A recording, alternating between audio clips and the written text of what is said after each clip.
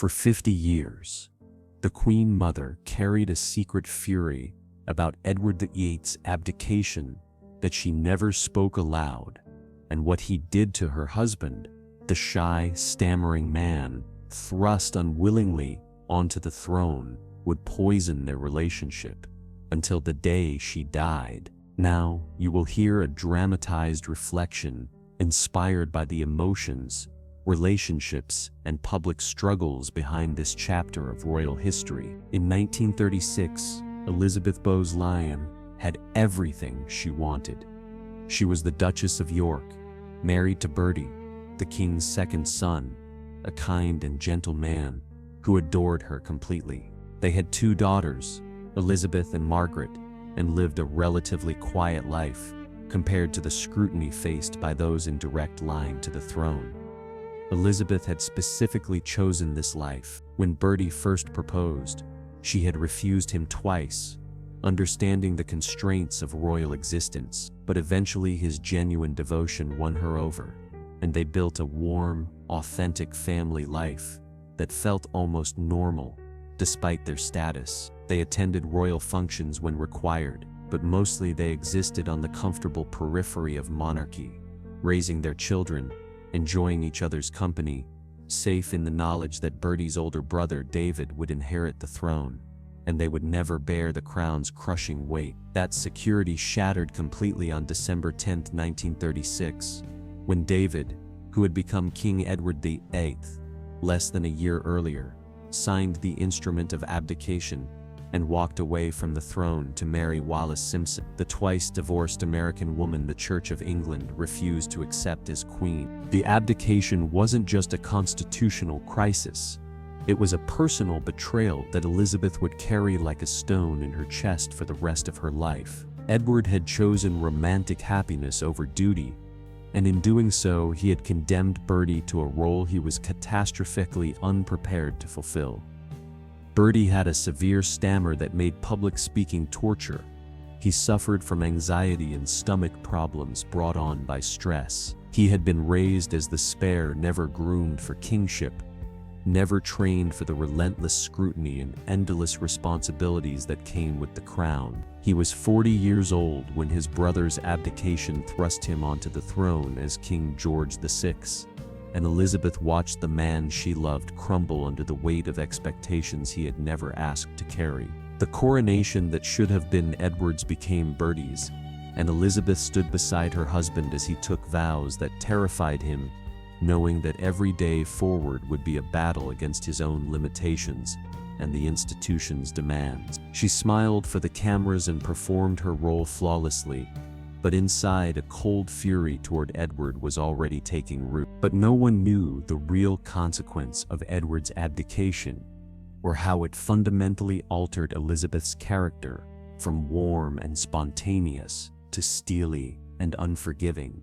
Before 1936, Elizabeth had been known for her genuine warmth and accessibility. She was called the Smiling Duchess, beloved for her natural charm and lack of pretension. But watching Bertie suffer, watching him struggle through speeches with painful stammers while the nation needed reassurance, watching his health deteriorate under stress that should never have been his to bear, something hardened inside her. She became fiercely protective of her husband and intensely dedicated to making his reign successful, despite the impossible circumstances. She also became permanently, irrevocably opposed to anyone putting personal desire above royal duty. Edward's choice to prioritize his love for Wallis over his responsibility to the nation became, in Elizabeth's mind, the ultimate act of selfishness. She would never forgive it, and she would never forgive him. The years that followed only deepened Elizabeth's contempt.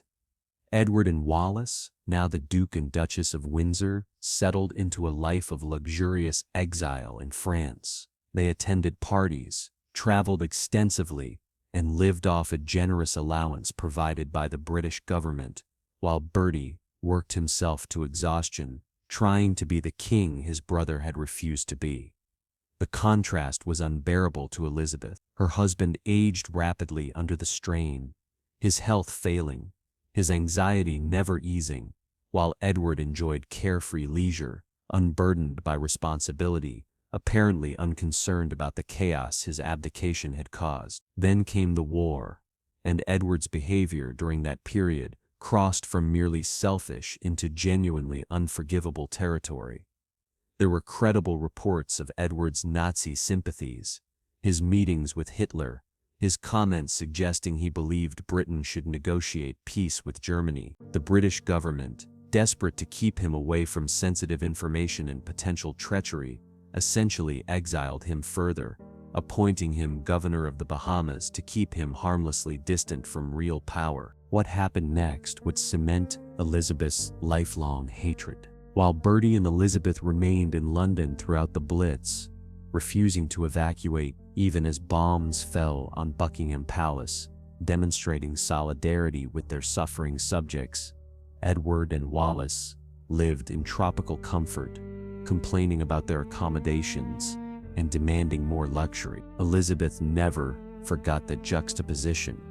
Her husband, who had never wanted the throne, who struggled daily with his stammer and his anxiety, stood firm in London's darkest hours, providing exactly the steady, courageous leadership the nation desperately needed. Meanwhile, Edward, who had been raised and trained for kingship, who should have been leading his country through its greatest crisis, played golf in the Caribbean and worried about his wardrobe. The betrayal was complete. Elizabeth's fury, already deep, became permanent and absolute. She would never speak warmly of Edward again. She would never welcome him back into the family fold. She would never forgive what he had done to Bertie, and by extension, to her and her daughter. The post-war years brought no reconciliation. Bertie's health, never robust, deteriorated steadily under the unrelenting pressures of monarchy. He developed arteriosclerosis, requiring a lumbar sympathectomy in 1949. His left lung was removed in 1951 due to cancer. He died on February 6, 1952, at the age of just 56. He had reigned for only 15 years, but those years had aged him decades. Elizabeth, now the Queen Mother, knew exactly who to blame. Bertie had been a healthy, relatively relaxed man before the abdication. The crown had killed him, and Edward had placed that crown on his unwilling head. If Edward had done his duty, if he had simply married appropriately or remained unmarried, if he had put the institution above his personal happiness as generations of royals had done before him, Bertie would still be alive. That was the calculation that lived in Elizabeth's heart for the next 50 years. Edward had murdered her husband as surely as if he had held a weapon. But no one knew the real consequence of that belief, or how thoroughly it shaped Elizabeth's influence on the royal family for the next half-century. As Queen Mother, Elizabeth wielded enormous influence, particularly over her daughter, the new Queen Elizabeth II. And one message she communicated consistently, quietly, but absolutely clearly was this: duty comes before personal happiness, always without exception, no matter the cost. The monarchy's survival depends on everyone prioritizing the institution over themselves. Anyone who puts personal desire above royal responsibility is committing the ultimate betrayal, and that betrayal must never be repeated. This philosophy would shape countless royal decisions in the decades to come. It informed the Queen's approach to Princess Margaret's desire to marry Peter Townsend, a divorced man. Elizabeth's influence helped ensure that Margaret was denied permission, that she was forced to choose between love and duty, exactly as Edward should have chosen. It shaped how the family handled Charles's relationship with Camilla, the divorced woman he loved but couldn't marry, while pursuing his role as heir. Edward's ghost haunted every romantic decision the royal family made for 2 generations. The Queen Mother's treatment of Edward and Wallis in the decades after Bertie's death was consistently cold. When they visited Britain, which was rare and carefully controlled, Elizabeth maintained icy politeness, but nothing approaching warmth. She never invited them to family gatherings. She never sought reconciliation.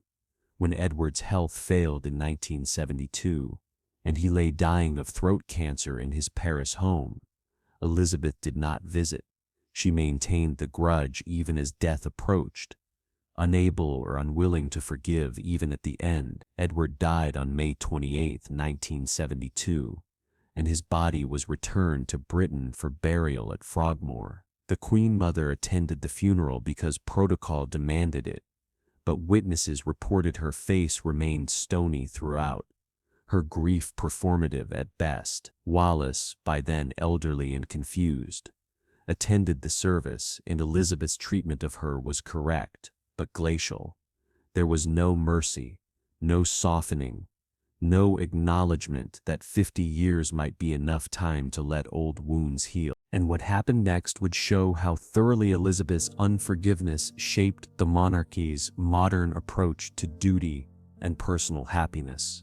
Her influence extended well beyond her own lifetime. The message she embodied, that Edward's choice was unforgivable, that personal happiness must always be subordinate to institutional duty, that love is not a sufficient reason to abandon responsibility, became embedded in royal culture. It affected how Queen Elizabeth II approached her own role, suppressing personal preferences and emotions in service of duty.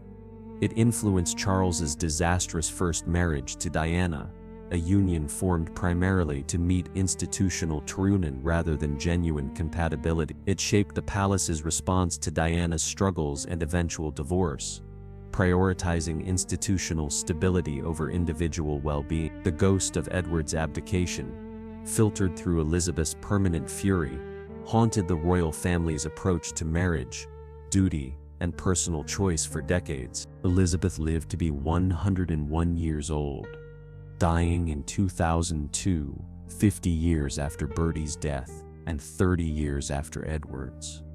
In all those years, she never publicly acknowledged any softening toward Edward or revision of her judgment of his choices. To her final breath, she maintained that what he did was unforgivable, that his selfishness had destroyed her husband and damaged the monarchy in ways that required decades to repair. Whether she was right or wrong, whether her unforgiveness was justified or excessive, whether Edward's choice represented unforgivable selfishness or admirable authenticity, remains debated. What's undeniable is that her fury shaped royal policy and family dynamics for 2 generations. The Queen Mother's secret wasn't really secret at all. Everyone close to the family knew she despised Edward, knew she blamed him for Bertie's death, knew she would never forgive the abdication. But the depth of that hatred, the way it calcified into permanent institutional philosophy, the extent to which her personal vendetta became royal family doctrine about duty versus happiness, that was the hidden consequence of Edward's choice that echoed through decades. Some would argue Elizabeth was right, that Edward's abdication was indeed unforgivable selfishness that nearly destroyed the monarchy at a critical historical moment. Others would counter that her unforgiveness was cruel, that 50 years was more than enough time to let go of anger, that Edward's choice to prioritize genuine love over institutional duty was brave rather than cowardly. The truth likely exists somewhere in between, but what's certain is that the Queen Mother's fury toward Edward VIII shaped the modern British monarchy's approach to marriage, duty, and personal happiness in ways that persist even today, long after all the principles are dead. The abdication crisis of 1936 created ripples that extended through Charles and Diana's doomed marriage, through Margaret's forced sacrifice of Peter Townsend, through the Queen's own subordination of personal happiness to duty throughout her 70-year reign. Elizabeth never forgave Edward, and the monarchy, for better or worse, never forgot the lesson she drew from his choice, that duty matters more than happiness, that the institution must survive regardless of individual cost, that love is never sufficient justification for abandoning responsibility. The Queen Mother carried that message for 50 years, and it shaped everything that came after.